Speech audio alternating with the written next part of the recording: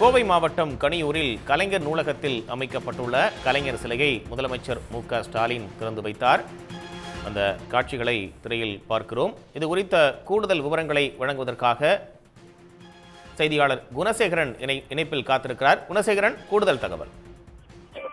நிச்சயமாக கோவையில் அரசு மற்றும் கட்சி நிகழ்ச்சியில் பங்கேற்பதற்காக இன்று கோவை வந்த முதலமைச்சர் மு.க.ஸ்டாலின் அரசு நிகழ்ச்சிகளை தொடர்ந்து தற்பொழுது கோவை மாவட்டம் கனியூரில் அமைக்கப்பட்டிருக்கக்கூடிய கலைஞரின் முழு உருவ சிலையை தற்பொழுது திறந்து வைத்திருக்கின்றார். கனியூரில் கோவை சேலம் தேசிய நெடுஞ்சாலையில் 2 கோடி ரூபாய் மதிப்பீட்டில் ஒரு 3 சென்ட் பரப்பளவில் கலைஞர் நூலகம் அமைக்கப்பட்டிருக்கின்றது. போட்டித் தேர்வுகளுக்காக மாணவர்களை தயார்படுத்தக்கூடிய வகையில் அமைக்கப்பட்டிருக்கக்கூடிய இந்த நூலகத்தினுடைய மேல் பகுதியில் கலைஞருடைய முழு உருவ வெண்கல சிலையும் நிறுவப்பட்டிருக்கிறது.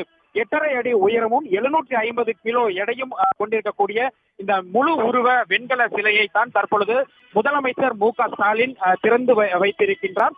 இதே வளாகத்தில் 116 அடி உயரத்தில் திமுகவினுடைய கொடிக்கம்பமும் வைக்கப்பட்டிருக்கின்றது. குறிப்பாக சூலூர் தொகுதி என்பது 116வது எண் கொண்ட சூலூர் தொகுதி என்பதை அடையாளப்படுத்தும் விதமாக 116 அடி உயரத்தில் இந்த கொடிக்கம்பம் அமைக்கப்பட்டிருக்கின்றது. 24 அடி நீளமும் 18 அடி அகலமும் கொண்ட திமுக கொடி அதில் பறக்கவிடப்பட்டிருக்கிறது. அதையும் முதலமைச்சர் மு.க.ஸ்டாலின் தற்பொழுது அதை பார்வையிட்டார். கலைஞருடைய முழு உருவ சிலையை திறந்து வைத்ததற்கு பிறகாக தற்பொழுது கோவையில் நடைபெற்ற நிகழ்ச்சிகள் முடித்துக் கொண்டு கோவை விமான நிலையத்திற்கு முதலமைச்சர் தற்பொழுது புறப்பட்டு செல்கிறார்.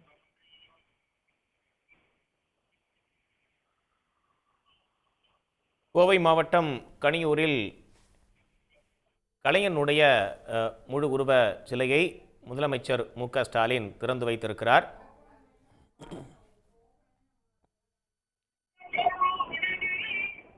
அந்த காட்சிகளை திரையில் பார்க்கிறோம்.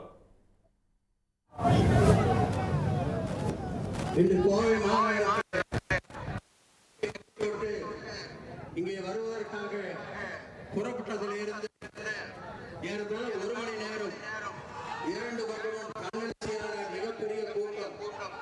எனவேதான்